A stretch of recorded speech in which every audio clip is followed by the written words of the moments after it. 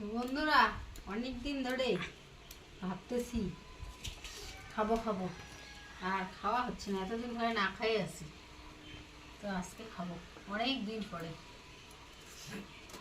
তো কি খাবো? না খাই কি আর মানুষ বাঁচে? না খায় নাই না, মানে কুমড়োর তরকারি আর তার সাথে রুটি, আর চোচা মোচা শুদ্ধে রান্না করবো। কারণ হচ্ছে পয়সা দিয়ে কিনে আনছে, হ্যাঁ পয়সা লাগছে কিনতে, এর জন্য চোকলা আর এই যে বীজ টিজ কিচ্ছু ফেলাবো না। আমরা গরিব মানুষ না, পয়সাটা কামাইতে খুবই কষ্ট লাগছে, তাই কিনে আনছে, তো কেন ফেলাবো? এর জন্য চোকলা মোকলা তোমার সব কিছু রান্না করবো। আসলে না বন্ধুরা, কি বলতো, মানে অতটা পাকা না, তো এই চোকলা শুদ্ধ ভালো লাগবে আর কি, এর জন্য। আর রুটি তো খাওয়া হয় প্রায় প্রায়, মানে কুমড়োর তরকারি দিয়ে রুটি খাওয়া হয় না, তো আজকে ভাবলাম ওর বাবা বলতেছে রুটি বানা, তো কুমড়োর তরকারি রান্না করে রুটি বানাবার দিই।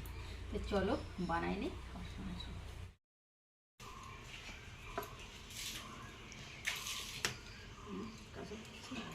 তো এই যে বন্ধুরা, এই যে কুমড়োর তরকারি রান্না করলাম এই যে এখানে, আর এই যে রুটিটা বানাই নিবো এখন।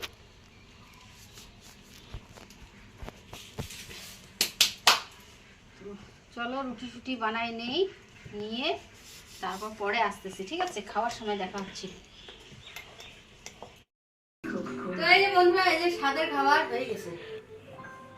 স্বাদের খাবার বলতে পারো, স্বাদের তোমরা বলবা যে এটা আবার কিসের স্বাদের খাবার? তো এটা গরিব মানুষের স্বাদের খাবার। স্বাদের খাবার, শখের খাবার।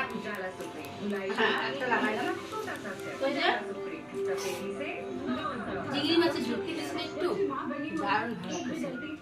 চলো খাচ্ছে এখন, কখন জানো? 3টা বাজে, 3টা বাজে। আর ভাত কিন্তু আছে, রান্না করছে যে সকালে ভাত আছে, ভাত কেউ খাইলো না, সবাই রুটি খাচ্ছে। মেয়ে খেলো ভাত, ও খাইলো একটা না 2টা রুটি, এখন ভাত খাচ্ছে।